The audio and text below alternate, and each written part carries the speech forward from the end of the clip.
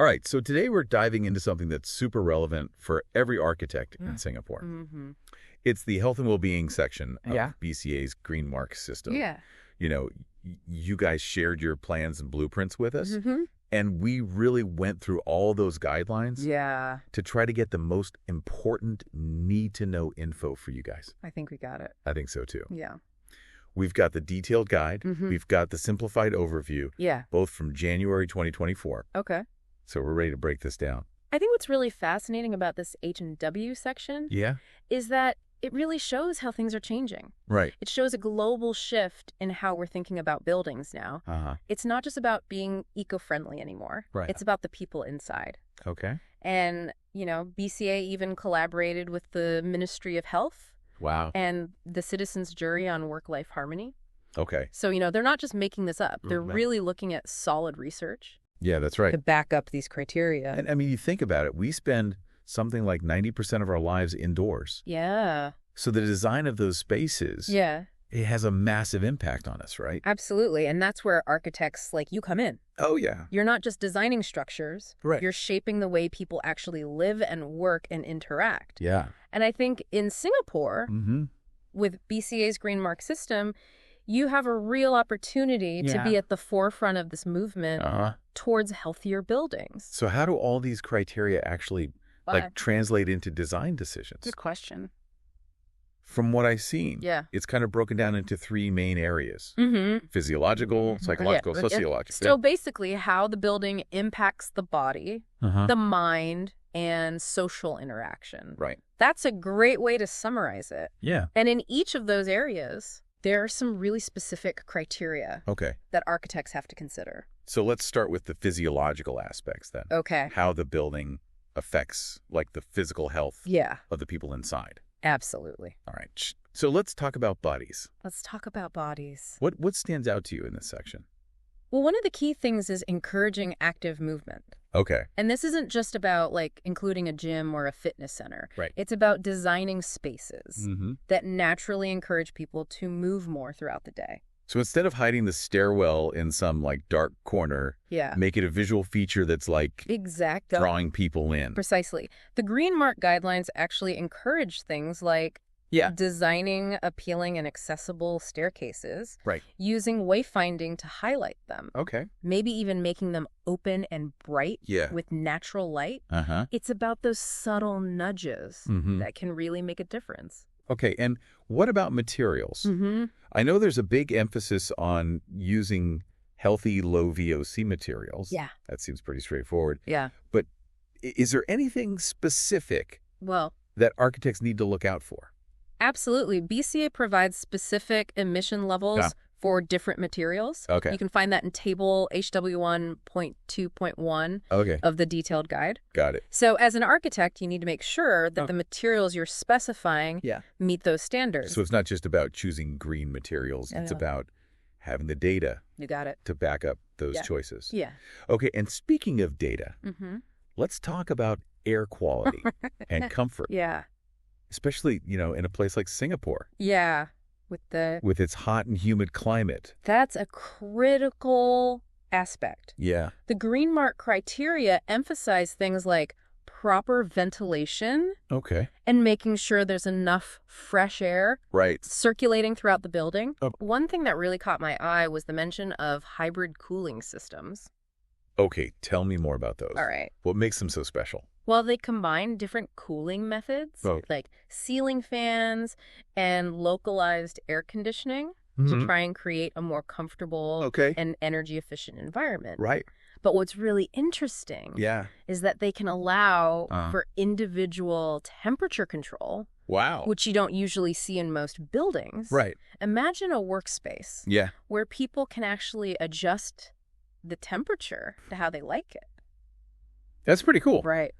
It seems like these criteria are really pushing the boundaries Okay. of what's possible Yeah. in building design, especially in a place as densely populated as Singapore. Absolutely. Yeah. And I Yeah. think we've only just scratched the surface here Yeah. of the physiological aspects. Right. There's so much more to explore Uh-huh. in terms of how we can design buildings.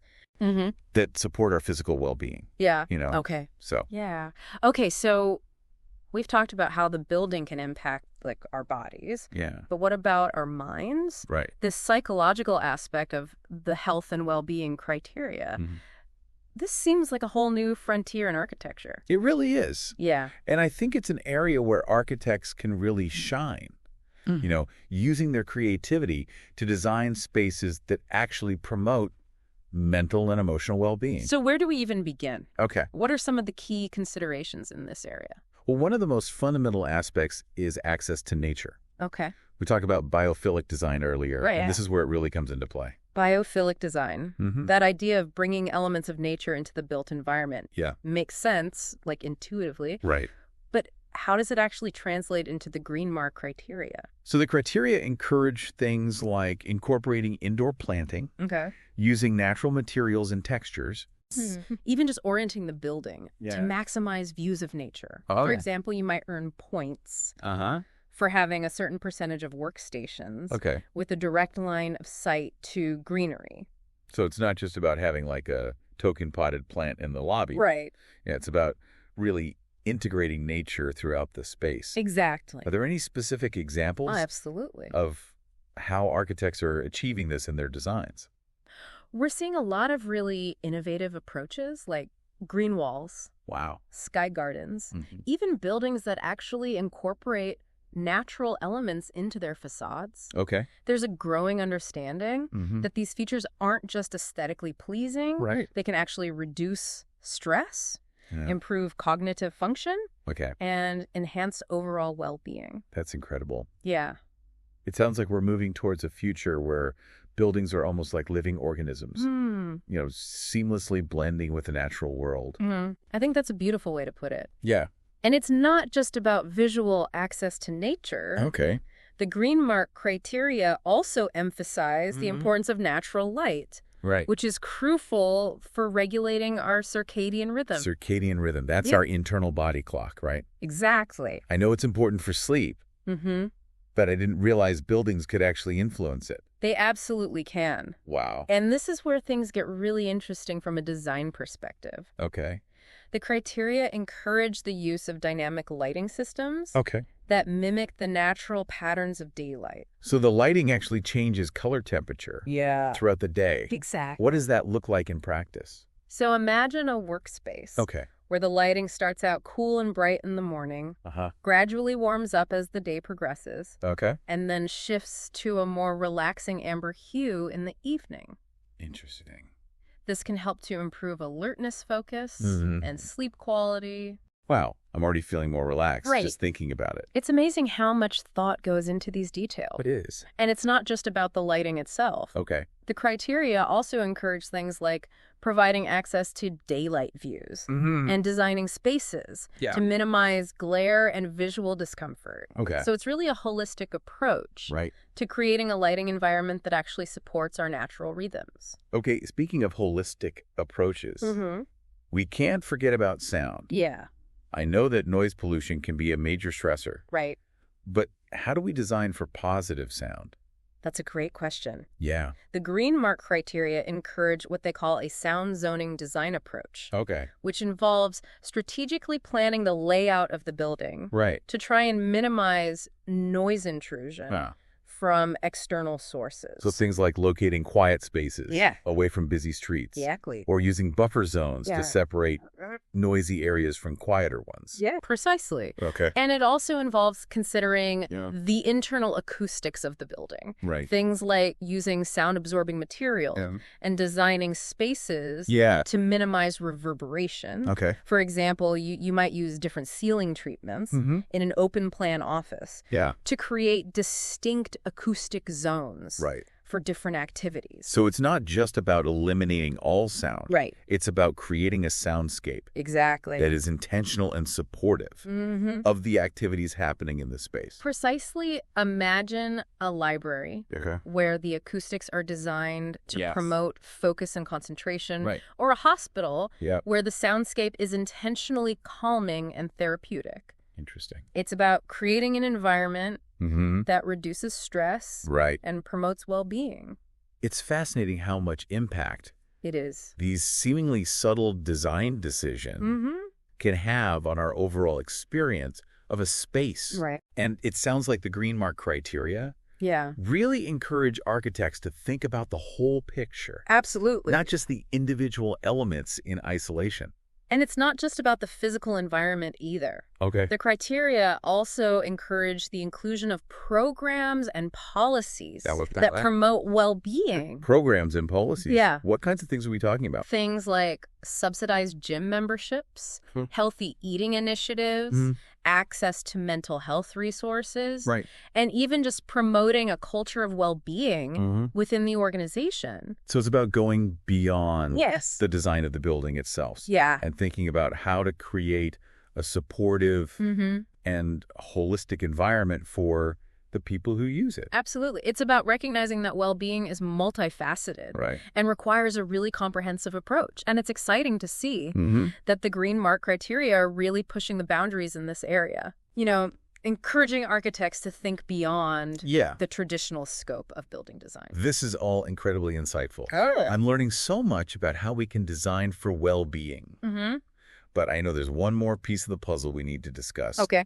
The sociological aspect. Right. How do these criteria address the way Yeah. people interact and connect within a building? Good question. So we've covered how building design can impact our bodies and minds.